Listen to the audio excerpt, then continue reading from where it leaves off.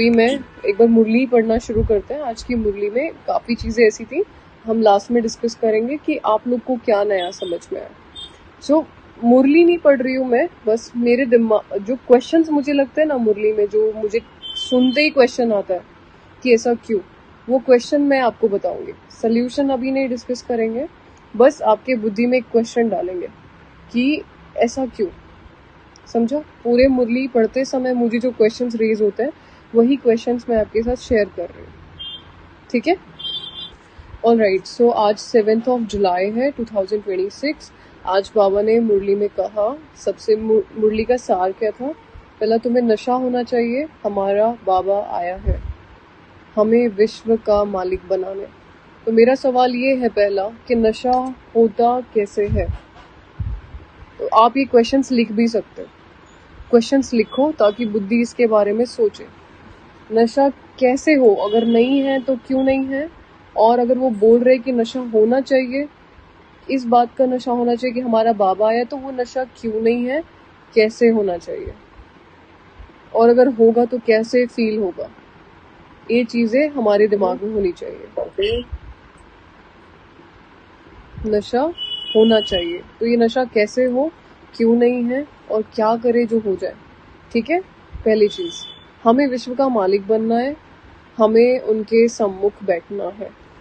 तो पहला बात, तो अगर हम बोलते हैं कि मुरली अटेंशन से सुनो, मुरली ध्यान से सुनो, इसका अर्थ क्या है मेरे लिए ना? अगर हम मुरली ध्यान से पढ़ रहे का अर्थ है this is a kind of meditation. अगर मैं 1 घंटा मुरली पूरे अटेंशन से पढ़ूं, it is a kind of meditation for me. Okay, आप सब भी इस चीज को नोट कर रहे हैं। मुरली पढ़ना is a kind of meditation, योग का एक हिस्सा उसे आप कह सकते हो, समझो। नेक्स्ट क्वेश्चन इज, कितने प्रकार के मेडिटेशन हो सकते हैं ना? काइंड ऑफ मेडिटेशन बोला ना इधर, तो कितने प्रकार के योग हो सकते हैं, किस किस चीज को हम योग में काउंट कर सकते हैं, ये मेरा अगला क्वेश्चन है। या हम केवल आपको क्वेश्चंस बताने आए, ठीक है, जिनके सोल्यूशन आप मुझे कल ला करके देंगे। समझो, लिखिए, क्वेश्चंस लिखते जाइए, रिपीट कर रही हूँ मैं। कितने प्रकार के मेडिटेशन हो सकते हैं, समझ गया। अगला जो चीज है, बाबा कह रहे कर्मों की गुह्य गति जानने वाले कौन सा पुरुषार्थ अवश्य करेंगे? तो आंसर इज याद में रहने का। तो कर्मों की गुह्य गति को जो जानता होगा वो याद में रहने का पुरुषार्थ जरूर करेगा, क्योंकि याद उसको पता होगा ऑफ कोर्स कि याद से ही पुराने हिसाब किताब चुकते होने हैं। तो हमें ना कर्मों की गुह्य गति का नहीं पता होता, इसीलिए हमें याद में इंटरेस्ट नहीं आता। सो कर्मों की गुह्य गति को जानने वाले जो होंगे वही याद में रहने का पुरुषार्थ करेंगे और हिसाब किताब चुकतू करेंगे। तो अब हम याद में इसलिए नहीं रह पाते क्योंकि एक तो हमें पता नहीं है याद की इम्पोर्टेंस क्या है, और कर्मों की गुह्य गति का हमें नहीं पता। हमें नहीं पता कर्म किस तरह से काम करते हैं। अभी भी हम इतना कुछ सीख रहे हैं। आप यकीन माने, पिछले 1 हफ्ते में मैंने क्या क्या ऑब्जर्व किया है, क्या क्या सीखा है, किस तरह से कर्म प्रभाव करते हैं, आपको बिल्कुल हमें समझ में नहीं आता। केवल एक कर्म के लिए गुह्य वर्ड यूज करते हैं बाबा, वरना हर चीज को इजी इजी इजी इजी कहते हैं, सहज है सहज है। और इसके लिए कहते हैं गुह्य है, कर्मों की गति गुह्य है, इट्स लाइक डीप है ना। तो इसको समझने के लिए समय लगता है, और जो इस बात को समझेंगे ना तो वो पुराने हिसाब किताब को चुकतू करने के लिए पुरुषार्थ जरूर करेंगे। ओके, वे जानते हैं कि आत्मा अगर पुराने हिसाब किताब कर्म भोग चुकतू नहीं करेगी तो उसे सजाएं खानी पड़ेंगी और पद भी भ्रष्ट हो जाएगा। अगर हम अभी के कर्मों को बैलेंस नहीं कर सकते हैं, जो मेरे सामने अभी आ रहे हैं उनको बैलेंस नहीं कर सकते हैं, कोई श्योरिटी नहीं है कि फ्यूचर में मैं ब्राह्मण रहने वाली हूँ कि नहीं। अगर मैं अभी भी कर्म भोग रही हूँ, इस समय भी मैं किसी भी तरह से दर्द में हूँ, दुख में महसूस कर रही हूँ, आई एम नॉट श्योर कि मेरा कल को पद ऐसा रहेगा कि नहीं, क्योंकि पद भ्रष्ट कभी भी हो सकता है, क्योंकि कर्मों की गुह्य गति है, और फिर पुनर्जन्म भी ऐसा ही होगा। समझा? समझ में आया? इसमें समझाने के लिए बहुत कुछ है, बट अपने बुद्धि में जो भी सवाल आपके खुद के बुद्धि में भी अगर उठ रहे हैं तो उसको भी लिखो। कर्म भोग चुकतू कैसे होता है वो लिखो, पुराने हिसाब किताब बाबा किसे कहते हैं वो लिखो, हर शब्द के गहराई में जाने की कोशिश करो, ठीक है। सो नेक्स्ट चीज जो मुझे समझ में आई यहाँ पे, बाबा कहते हैं हमको तमो प्रधान से सतो प्रधान बनने की युक्तियां बार बार बता रहे हैं। तो तमो प्रधान से सतो प्रधान बनने की बहुत सारी युक्तियां, वो कौन सी हो सकती हैं वो लिखे। बाबा फिर कहते युक्ति है बहुत सहज, पहले वर्ड यूज करते बहुत सारी युक्तियां हैं, और उसके बाद कह रहे युक्ति है बहुत सहज। तो कौन कौन सी युक्ति है जिससे हम तमो प्रधान से सतो प्रधान बन सकते हैं? इज एन अमेजिंग टॉपिक, इस पे हम सोच सकते हैं बैठ करके। ठीक है, फिर वो आगे कह रहे हैं कि जो पतित है वह न मुक्ति में न जीवन मुक्ति धाम में जा सकता है। पतित इज, मेरे हिसाब से पतित इज लाइक कि हम एक हैवी वाइब्रेशन अपने आसपास कैरी करते हैं। ठीक है, वो हैवी पैटर्न्स हम कैरी करते हैं, जिसकी वजह से ना तो हम मुक्ति में जा सकते हैं, क्योंकि मुक्ति में जाने के लिए क्या, परम धाम में जाने के लिए क्या चाहिए, आत्मा हल्की होनी चाहिए, वाइब्रेशंस लाइट होने चाहिए। ऊपर उड़ने के लिए क्या चाहिए होता है, लाइटनेस चाहिए होती है ना, कोई भी चीज की स्पीड चाहिए होती है, और या तो लाइटनेस चाहिए होती है। मुक्तिधाम बिल्कुल ऊपर है, तो वहां जाने के लिए आत्मा जितना हल्का होगी उतना सहज ऊपर जा सकेगी। और नेक्स्ट जीवन मुक्ति धाम में जाने के लिए पावन होना जरूरी है। तो ये चीज कैसे है, जो पतित है वो ही मुक्ति धाम में और जीवन मुक्ति धाम में क्यों जा सकता है, वो क्यों नहीं जा सकते, पतित क्यों नहीं जा सकते और पावन क्यों जा सकते हैं का डिफरेंस पता करो, सोचो इस बारे में बैठ करके। ठीक है, नेक्स्ट चीज वो बोल रहे हैं ये तो सब अल्प काल के लिए है ना, जैसे कह रहे थे भल अभी समझते हैं कि हम बहुत सुखी हैं, तो जो लोग रिच होते हैं वो समझते हैं कि हम बहुत सुखी हैं, हमको इतने पदम है, इतने मील्स हैं, कारखाने आदि हैं। बाबा कह रहे ये सब अल्प काल के लिए है। सो मेरा क्वेश्चन ये है, जब हम स्वर्ग में जाते क्या वो सदा काल के लिए? स्वर्ग भी तो एक लिमिटेड टाइम के बाद खत्म हो रहा है ना। तो बाबा के लिए अल्प काल और सदा काल में क्या डिफरेंस है? वो स्वर्ग को सदा काल के लिए यूज करते हैं, और ये जो चीजें हमें यहाँ पे अभी हमारे पास है उनके लिए वो कहते हैं ये अल्प काल के लिए।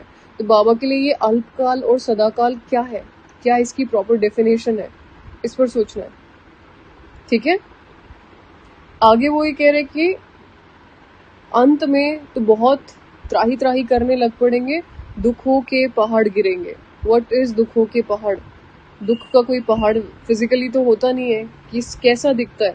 तो जिन्होंने दुख बहुत ज्यादा एक्सपीरियंस किए, आत्मा के वाइब्रेशंस बहुत ज्यादा हैवी हो जाते हैं, सोचने समझने की शक्ति ना होना इज लाइक दुख के पहाड़ टूटना होता है।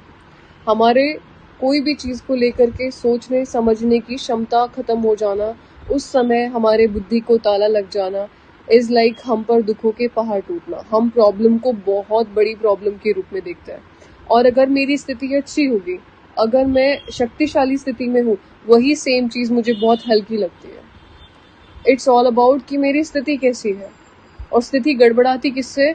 मेरे विकर्मों की वजह से, मेरे कर्म जो मैंने पहले किए होते हैं, और जिनको अगर मैं आज के आज हाथ के हाथ हिसाब बराबर नहीं कर रही हूँ योग से, तो वो फिर आगे चल करके एक बंडल ऑफ मेरे पे बंच इकट्ठा हो जाता है और दुखों के पहाड़ टूटते हैं। ठीक है, तो दुखों के पहाड़ क्या है आपके अनुसार वो लिखो, समझो इसको, क्या है दुखों के पहाड़। इतनी सारी मिलके सेकंड में खल्लास हो जाएगी। बाबा कहते हैं बाप है, बाप से तुमको सेकंड में वर्षा मिलता है। हम लोग इतना पुरुषार्थ करने में इतना समय लगा रहे हैं, इतना खुद को इन्वेस्ट कर रहे हैं, इतना इवन कई बार तो ऐसा भी होता है कि पेन भी महसूस होता है, और लेकिन बाबा क्या कहते हैं कि तुमको वर्षा मैं सेकंड में देता हूँ। सो द क्वेश्चन इज, बाबा के लिए सेकंड अर्थात क्या? उनके लिए सेकंड का मतलब क्या है? उनके लिए समय किस तरह से कार्य करता है? कहते हैं कि तुमको सेकंड में स्वर्ग की बादशाही देता हूं। कैसे कैसे देता है? सेकंड में कैसे देता है? वो चीज क्वेश्चनेबल है। ठीक है, सोचने लायक है। सो अब यहाँ पे क्या है, वो काफी चीजें कनेक्टेड होकर के बोलते हैं मुरली में, फिर अगली लाइन कुछ और बोल देते हैं। जैसे मैंने यहाँ पे बोला ना कि यह पुरानी दुनिया खत्म हो जाएगी, पहले बोला सेकंड में बादशाही देता हूँ, फिर लाइन आगे जाके चेंज हो रही है, पुरानी दुनिया खत्म हो जाएगी, पुरानी दुनिया खत्म हो। तो वो डिस्कनेक्ट भी करते हैं चीजों को। कई जगह फिर एक स्टोरी टाइप्स भी सुनाएंगे, जैसे ये जो मैंने अंडरलाइन किया हुआ है ना, ये प्रॉपर एक स्टोरी टाइप्स वो सुना रहे हैं, कुछ देर तक कंसिस्टेंट कुछ बताना, फिर उसके बाद वो चीजों को ब्रेक करता है। ज्यादातर उनकी फर्स्ट लाइन सेकंड लाइन से मिलती नहीं है। यहाँ पे वो आगे कह रहे हैं कि सफाई तो होनी चाहिए ना, परंतु तुम्हारी आत्मा भी पवित्र बन रही है। सफाई और पवित्रता दोनों कनेक्टेड है यहाँ पे। क्या कह रहे हैं, लड़ाई लगेगी, नेचुरल कैलेमिटीज होंगी, सफाई तो होनी चाहिए ना। अब सांसारिक जो सफाई है वो कैसे होगी, तुम्हारी आत्मा अब पवित्र बन रही है, आत्मा पवित्र होगी तो सांसारिक सफाई होगी। सफाई और प्योरिटी कनेक्टेड है। तो जिस घर में आत्माओं में पवित्रता होती है उस घर में स्वच्छता अपने आप होती है, और जिस घर में स्वच्छता नहीं है आत्माओं में मतलब पवित्रता नहीं है।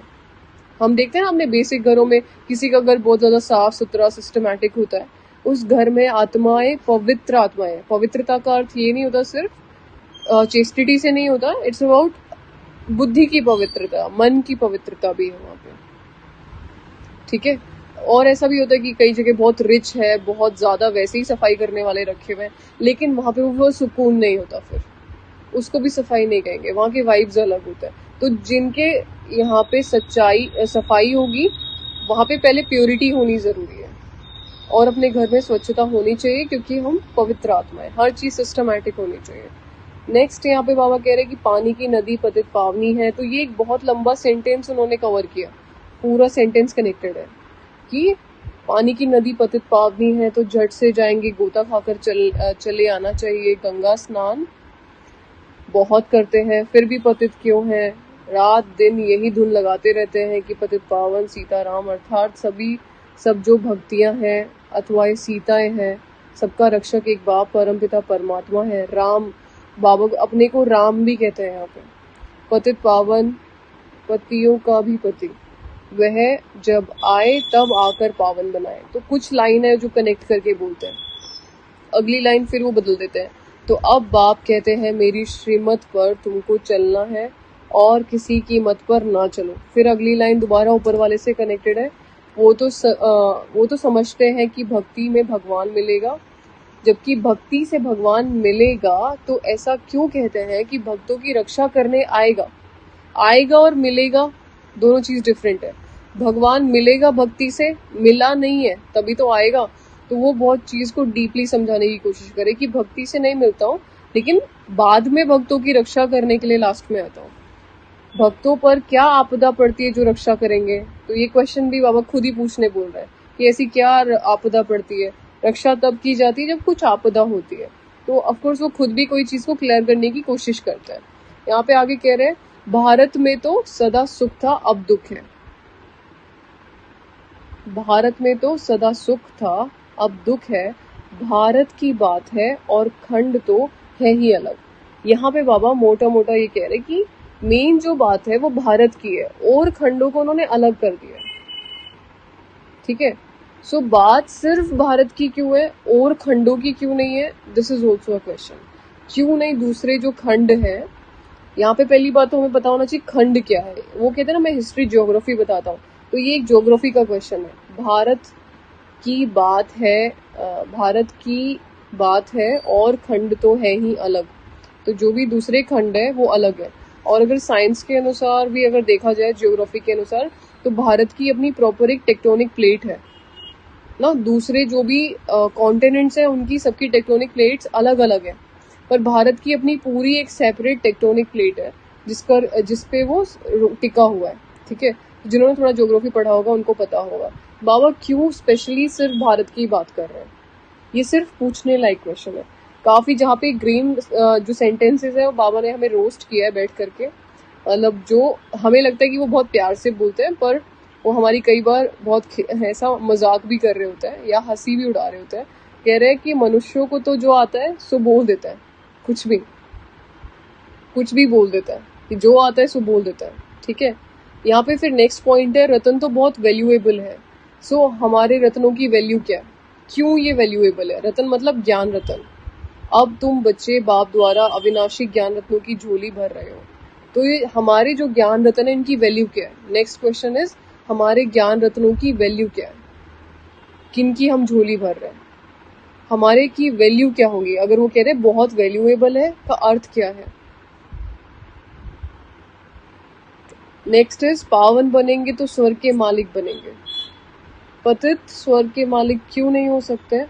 पावन बनेंगे तो ही स्वर्ग के मालिक कैसे बनेंगे? एक बार इस बारे में सोचना, क्यों जरूरी है तो समझ में आएगा क्यों हमें पावन बनना जरूरी है। और सिर्फ ऊंचा ऊपर ऊपर का मत सोचना, वाइब्रेशनल लेवल पर सोचना। इसका सिंपल सा जवाब ये भी हो सकता है कि असुर तो वहां नहीं बन सकते ना, नहीं, इसके अलावा और भी बहुत कुछ होता है सोचने के लिए। पत्थर बुद्धि से पारस बुद्धि, पत्थरनाथ से पारसनाथ बनाने आया। सो व्हाट इज पत्थर बुद्धि एंड व्हाट इज पारस बुद्धि, और what is Patharnath and what is Parasnath, क्या है ये चीजें। आगे फिर वो अगेन हम पे थोड़ा सा रोस्ट करते हुए बोलते हैं कि भक्ति मार्ग के चित्र सब पत्थर के बने हैं, पत्थर में माथा मारते हैं। वो अगर थोड़ा हंस के बोलेंगे तो हमें थोड़ा ज्यादा हंसी आएगी, बट हम इसको नॉर्मली पढ़ देते हैं कि भक्ति मार्ग में चित्र सभी पत्थर के बने हैं और पत्थर में माथा मारते हैं। तुम भल कितनी भी मेहनत करो कुछ फायदा नहीं है। नेक्स्ट लाइन इज, तुम भलो कितनी भी मेहनत करो कुछ फायदा नहीं है। सो आगे वो कह रहे कि पतित पावन बाप आते हैं एक बार संगम पर। कितनी बार आते हैं संगम पर? एक बार संगम पर। मेरे हिसाब से संगम पर वो बार बार आते हैं, कई बार आते हैं, पर वो यहाँ बोल रहे कि मैं एक बार आता हूँ संगम पर। तो ये चीज भी सोचने लायक है कि कैसे ये चीज ये ऐसे क्यों बोल रहे हैं। और अगेन आगे कहते हैं कि बाप तो कहते हैं, कहते नहीं कि गला काटो। सो ये चीज है कि वो सिंपली कहते हैं कि याद करो मुझे, वो ये नहीं कहते गला काटो। तुमको स्वर्ग की बादशाही दी थी, कितने सोने हीरे जवाहरों के महल दिए थे, अथाह धन दिया था, वह क्या किया? अभी वो हिसाब मांग रहे हैं। सो पूछ, अपने बुद्धि से पूछना क्या किया। तो तुमको क्या कह रहे हैं कि तुमको स्वर्ग की बादशाही दी थी, कितने सोने हीरे जवाहरों के महल दिए थे, अथाह धन था, वह क्या किया? पूछने लायक है क्योंकि वो पूछ रहे हैं तो जवाब भी देना पड़ेगा ना उसका, क्या किया। धर्म तो एक ही होना चाहिए ना, होता है ना। यहाँ पे बहुत सारे धर्म भी बता रहे हैं वो नीचे कि मुस्लिम धर्म, क्रिश्चियन धर्म, लेकिन ऊपर ये भी कह रहे हैं कि धर्म तो एक ही होता है ना। ठीक है, तो ये चीज वो अलग अलग कह रहे हैं। तो इसका क्या अर्थ है कि तुमको क्या हुआ, तुम बहुत सुखी पवित्र संपूर्ण निर्विकारी थे। सो ये मैंने क्यों अंडरलाइन किया है, तुमको क्या हुआ, तुम बहुत सुखी पवित्र संपूर्ण निर्विकारी थे, अभी कितने विकारी बन पड़े हो। सो ये जो हम समझते हैं कि हम वाम मार्ग में आ गए, इस वजह से हम संपूर्ण विकारी बन गए, संपूर्ण निर्विकारी से पवित्र से हम पतित बन गए, सुखी से हम दुखी बन गए। इसके सोचने का अर्थ यहाँ पे ये भी होना चाहिए कि इसका प्रोसेस कैसे रहा होगा। एकदम से तो हम नहीं बन गए, धीरे धीरे। अभी भी कुछ लोग गिरावट में जा रहे हैं और हम उत्थान की तरफ बढ़ रहे हैं। तो ऐसा क्या डिफरेंस हमारे अंदर आता है जो बिल्कुल धीरे धीरे होता है, और अभी भी हमारे अंदर क्या डिफरेंस आ रहा है जो हम पतित से पावन बन रहे हैं, और ऐसा क्या डिफरेंस आया होगा जो हम पावन से पतित बने थे।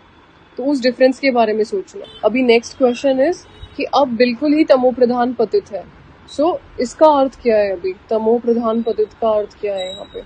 एक तो बिल्कुल ही वर्ड यूज हो रहा है, तो इसका अर्थ क्या है। एक होता है तमो प्रधान पतित, और अभी वो कह रहे हैं कि बिल्कुल ही तमो प्रधान पतित। दोनों में क्या डिफरेंस हो सकता है, और क्या हम बिल्कुल तमो प्रधान है या संसारिक आत्माओं के लिए बात हो रही है। दूसरा, तमो प्रधानता होती क्या है, किसको कहोगे।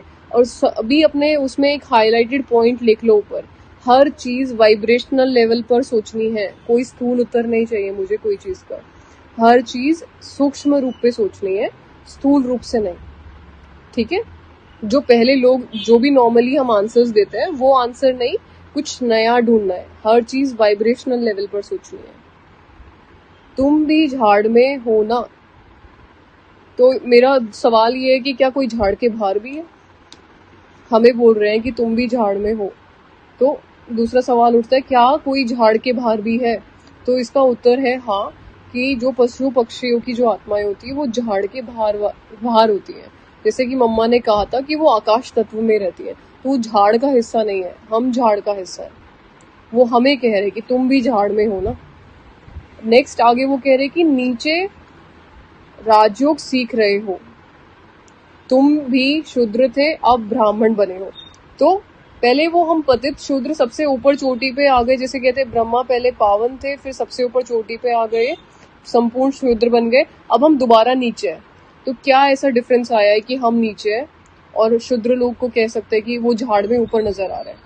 झाड़ की चित्र की बात हो रही है, वैसे नीचे ऊपर की नहीं। अगर आप झाड़ का चित्र देखोगे तो उसमें सबसे ऊपर क्या है? इम्प्योरिटी सबसे ऊपर है ना। झाड़ बढ़ रहा है, धीरे धीरे धीरे पॉपुलेशन इंक्रीज हो रही है। वापस हम नीचे कैसे आए? जड़ों में कैसे आए? क्या ऐसा परिवर्तन हुआ कि हम नीचे हैं? फिर नीचे राजयोग सीख रहे हो, ऐसा क्या चेंज होता है हमारे अंदर जो हम इसको ये बाबा इस तरह से डिफाइन करें कि तुम दोबारा से जड़ों में हो? अभी इस बारे में सोचना है। आगे वो कह रहे कि यह दिलवाड़ा चैतन्य दिलवाड़ा मंदिर है, वह जड़ है। मेरा सवाल ये है यहाँ पे कि भाई ऐसा क्या साक्षात्कार होते हैं जिसका सेम दिलवाड़ा मंदिर वहां पे बना दिया और अभी हम चैतन्य दिलवाड़ा मंदिर वहां पे है? बाबा कहते वो जड़ है, ये चैतन्य है। इसका अर्थ है कि कुछ लोगों को साक्षात्कार होते होंगे मंदिर आदि बनने से पहले, या पहले भी जैसे शिवलिंग बना होगा सबसे पहला, तभी भी कुछ साक्षात्कार हुए होंगे किसी को, तभी जाके वो शिवलिंग वहां पे स्थापन हुए। होते हैं, साक्षात्कार होते हैं।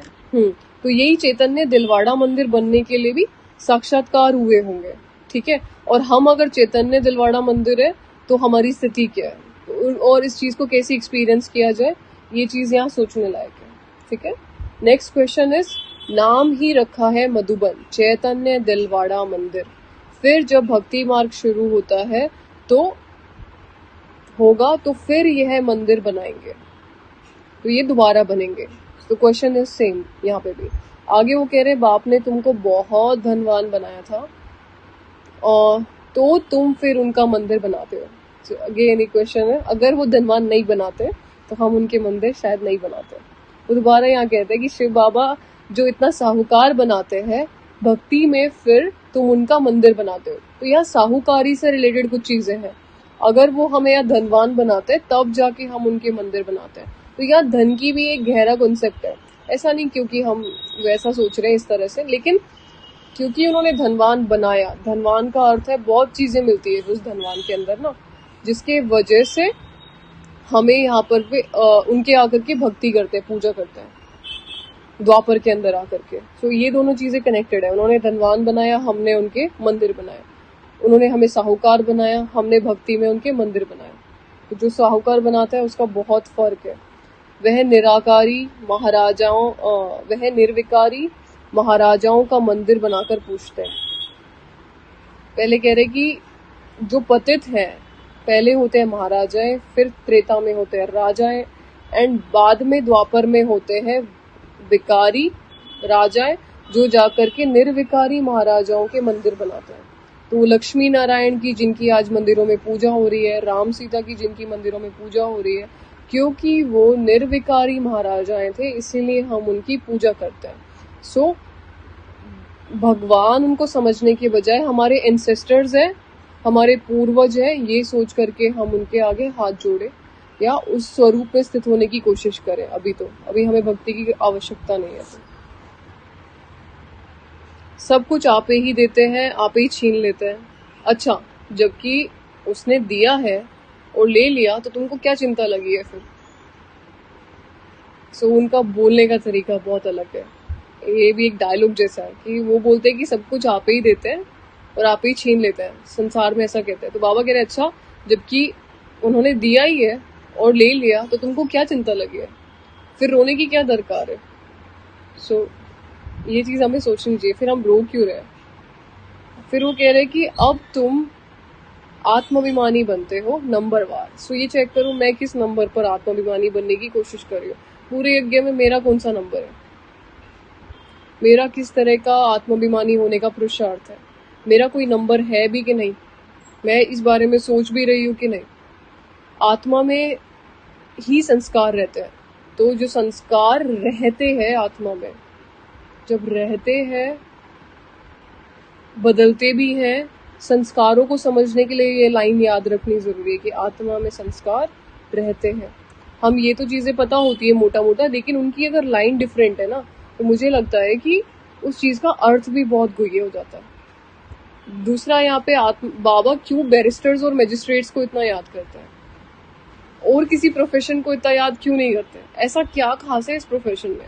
आत्मा ही बैरिस्टर आदि बनती है, आत्मा मैजिस्ट्रेट बनती है, तो ऐसा क्या? बैरिस्टर अगर मेरे से अगर आप डेफिनेशन पूछो तो बैरिस्टर वो होता है जो लंदन से लॉ करके आता है, लॉ ग्रेजुएट होता है, ठीक है, और वो प्रैक्टिस कर रहा होता है। तो बाबा बैरिस्टर्स उनको कहते हैं जो इंडिया में करता है, लॉ कर लेता है तो उसको लॉयर कहते हैं, उसका अगर रजिस्ट्रेशन हो जाता है और वो कोर्ट में किसी को रिप्रेजेंट करना चाहता है तो उसको एडवोकेट कहते हैं। बैरिस्टर उसको कहते हैं जो लंदन से लॉ की डिग्री लेकर के आता है। वो क्यों बैरिस्टर्स को याद करते हैं, ये क्वेश्चन है, ठीक है, क्यों, ऐसा क्या है इस प्रोफेशन में? आगे फिर बात हो रही है कि ये कर्मों की गुह्य गति बाप बच्चों को ही बैठ समझाते हैं। अभी ये जितना भी हमने पैराग्राफ ऊपर तक डिस्कस किया, आप समझो कि इस पूरे पैराग्राफ में उन्होंने बहुत सारे कर्मों की गुह्य गति के बारे में डिस्कशन किया है। जो भी इससे ऊपर तक पैरा था उसके अंदर कई जगह उन्होंने कर्मों की गुह्य गति बताई है। तभी वो यहाँ नीचे आकर के कह रहे हैं कि यह कर्मों की गुह्य गति बाप बच्चों को बैठ समझाते हैं, ठीक है। तो वो पूरे पैराग्राफ में आप ऊपर तक जाके देख सकते हो दोबारा जा करके कि कर्मों की गुह्य गति कहाँ डिस्कस कर रहे थे, ठीक है। यहाँ पे फिर ये जो पूरा अंडरलाइन पैरा है, यहाँ पे बाबा गौओं की बात कर रहे हैं। वो बहुत यही है ना सारा बाबा ने जो बताया कि पहले तुम पावन थे, मुक्ति में थे, जीवन मुक्ति में थे, फिर तुम कैसे अपने ज्ञान, अपने सारे धन का भी आपने सारा कर दिया, कितना कुछ मैंने दिया था, ये सारा हमारा वही डिस्कस हो रहा है ना, कर्मों की गुह्य गति, कर्मों की गुह्य गति डिस्कस हो रही है ना। तुम तमो प्रधान थे, अब तमो प्रधान बन गए हो, ये भी तुमने ऐसे कर्म किए तो तभी तुम तमो प्रधान बने हो। डेफिनेटली, ऑफ कोर्स माते, ये बात आपकी सही है। बस सवाल ना, अगर आप कोई चीज को सोच रहे हो ना, एक तो है बाबा ने एक डायलॉग बोला, हमारा ना सोल्यूशन मुझे लगता है एनालाइज करना उसे कहते हैं जब मैंने उस डायलॉग से कुछ अर्थ निकाला। एक है उन्होंने कुछ डायलॉग बोला, वो मैंने रिपीट किया, और एक है कि मैंने उनके डायलॉग्स में से कुछ नया अर्थ निकाला, ठीक है, उसको कहते हैं मैंने कुछ एनालाइज करके अपना कुछ नया निकाला। ये आपने बिल्कुल सही बात बताई है। ये फर्स्ट स्टेज होती है एनालाइज करने की, लेकिन सेकंड स्टेज होती है कि आप उसके अंदर से कोई नया अर्थ निकाल के लेके आओ। ये जो हमने यहाँ लाइन डिस्कस किया कि यह कर्मों की गुह्य गति बाप बच्चों को ही बैठ समझाते हैं, इससे ऊपर की जो भी मुरली है उस पूरी मुरली के अंदर बाबा ने कर्मों की गुह्य गति के बारे में बहुत कुछ यूनिक बोला होगा, जो कि हमने अटेंशन नहीं दिया है। तो हमने उसको दोबारा पढ़ना है और निकालना है कि कर्मों की गुह्य गति कहाँ डिस्कस हो रही है। ओके, ये चीज है। एनालाइज करने का अर्थ ये नहीं होता कि मैं बाबा की सेम डायलॉग्स को याद रखूं। एनालाइज करने का अर्थ होता है उस सेम डायलॉग में से कुछ रस निकाल के कुछ सेपरेट यूनिक निकालो, जो कि वो समझा इसी मुरली में रहे, समझो। क्योंकि बाबा कहते हैं एक समय पर सारे आधार खत्म होंगे और उस आधार में से मुरलियां भी मिलना बंद हो जाएंगी, आपके बुद्धि में ज्ञान बैठ जाएगा। तो ये यहाँ पे पैरा देखो आप प्रॉपरली, एक जो पूरा पैरा है यहाँ पे गौओं की बात हो रही है। राजाएं गौवे संभालते हैं क्या? तो यहाँ पे कृष्णा के लिए कहते थे गौवे संभालते हैं, वो अगेन हमें पूछ रहे हैं राजाएं गौवे संभालते हैं क्या? फिर मम्मा के लिए कह रहे कि जगत अम्बा सरस्वती भी कामधेनु है और तुम भी कामधेनु हो। तो ये दो चीजें जो कनेक्ट की है वो हमारा यहाँ कहने का अर्थ है कि बहुत कम होता है कि वो 3 से 4 से 5 लाइन कनेक्टेड बोले। यहाँ पे उन्होंने 5 लाइन के अंदर ये चीज पूरा एक ही सेंटेंस या एक स्लॉट रखा है कि एक प्रॉपर उसी बात पे मुरली चल रही है, तो ये बहुत कम होता है, ठीक है। फिर आगे क्या हो रहा है कि आगे बात होती है मैं आया हूँ तुमको गुलगुल बनाकर साथ ले जाना है, तुमको गुलगुल बनाकर साथ ले जाने के लिए। गुलगुल को यहाँ क्यूट बोल सकता है, वो हमें बहुत प्यारा बना करके अपने साथ लेके जाते हैं। आगे वो कह रहे कि ये है पतित वह है पावन फरिश्ते, भेंट दिखलाते हैं तुम भी पतित से पावन फरिश्ते बनेंगे। बाबा वहाँ डिफरेंस बताते हैं कि ब्रह्मा बाबा यहाँ पे जो शरीर में है यहाँ है पतित, और वतन में क्या है पावन फरिश्ता।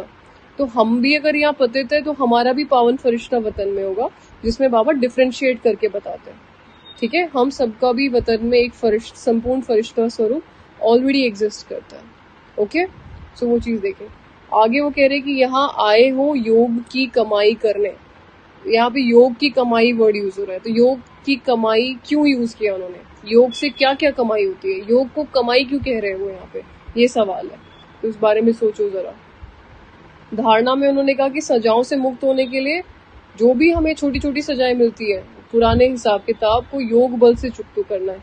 योग की कमाई, योग बल, योग कई जगह यूज होता है, सहज योग, ठीक है, तो कई जगह यूज होता है। ये सारे योग्स को अलग अलग करके पता करो क्या है ये, हर चीज का अर्थ अलग निकलेगा, समझो। तो योग बल से चुकतू करते हैं। फरिश्ता बनने के लिए एक बाप की याद में रहने का पूरा पुरुषार्थ करना है। तो जिनको अगर ये बुद्धि में सवाल होता है कि फरिश्ता बनना कैसे, द आंसर इज कि पूरा पुरुषार्थ करने से होगा, बाप की याद में रहने से होगा। इफ समहाउ हम भगवान को याद करते हैं, किसी भी तरह से उनसे कनेक्टेड रहते हैं, पूरा पुरुषार्थ करते हैं, तो उससे क्या होगा, समहाउ जो भी कुछ ना कुछ सोल्यूशन होगा कि हम फरिश्ते जैसे लाइट हो जाएंगे। ओके, सो द नेक्स्ट वरदान में यहाँ हो रहा है कि याद की सर्च लाइट द्वारा वायुमंडल बनाने वाले विजयी रतन भव। तो याद की सर्च लाइट क्या है यहाँ पे, और ये सर्च लाइट वर्ड वो क्यों यूज कर रहे हैं, यहाँ पे ये चीज सोचने लायक है। व्हाट इज सर्च लाइट, और सर्च लाइट से वायुमंडल कैसे बदल सकता है। वायुमंडल मतलब हमारे आसपास का एटमॉस्फेयर, अगर मेरे आसपास का एटमॉस्फेयर खराब है तो वो याद की सर्च लाइट से बदल सकता है। तो वो याद की सर्च लाइट है क्या, वो चीज पता करने की है। विजय का तिलक क्या होता है, अगर वो कह रहे कि मस्तक पर विजय का तिलक है, अर्थात क्या, विजय का तिलक अर्थात मेरे हर संकल्प सिद्ध होता है। कैसे सिद्ध होते हैं, क्यों सिद्ध होते हैं, विजय का तिलक धारण करना अर्थात क्या, प्रैक्टिकली वो चीज कैसे दिखाई देती है, ये सवाल है सोचने लायक। ठीक है, जिस स्थान पर सर्विस करनी है उस स्थान पर पहले से ही सर्च लाइट की रोशनी डालनी चाहिए। तो मनसा सेवा जिनको करनी आती है, बाबा कह रहे हैं फॉर एग्जाम्पल अगर अभी लाल किला पे कोई प्रोग्राम होने वाला है, तो पहले से एक मेजर काम हम सभी ब्राह्मणों का संगठित रूप से ये होना चाहिए कि हम उस स्थान को साकाश दे, उसको वाइब्रेशनली प्योरीफाई करें जिस भी स्थान पर हम बैठे हैं। तो आप ये सेवा की तरह इसको यूज कर सकते हो। आपको पता लगे कि यज्ञ में कहीं पे भी कोई सेवा हो रही है, किसी भी प्रकार की कहीं कोई बड़ी सेवा, कोई बड़ा प्रोग्राम होने वाला है, उसका मतलब ये नहीं होता है कि केवल मुझे उसके पैम्पलेट्स को शेयर कर देना है। उसका अर्थ ये होता है कि मैंने उस स्थान को विशेष सर्च लाइट देनी है। इसको कहेंगे एक्चुअली सेवा। याद की सर्च लाइट से ऐसा वायुमंडल बन जाएगा जो आत्माएं सहज समीप आ जाएंगी। और जो हम करने की कोशिश करते हैं ना कि स्कूल में हम मैक्सिमम लोगों को पैम्पलेट्स बांटते हैं, मैक्सिमम लोगों को व्हाट्सएप मैसेजेस फॉरवर्ड करते हैं, कोई भी सेवा होती है तो हम स्थूल में सब कुछ करते हैं। पर बाबा कहते हैं कि अगर हम याद की सर्च लाइट से वायुमंडल बनाने पे ध्यान देंगे तो फिर कम से कम समय में सफलता 1000 गुना होगी। इसके लिए दृढ़ संकल्प करो कि हम विजयी रतन है, तो हर कर्म में विजय समाई हुई है।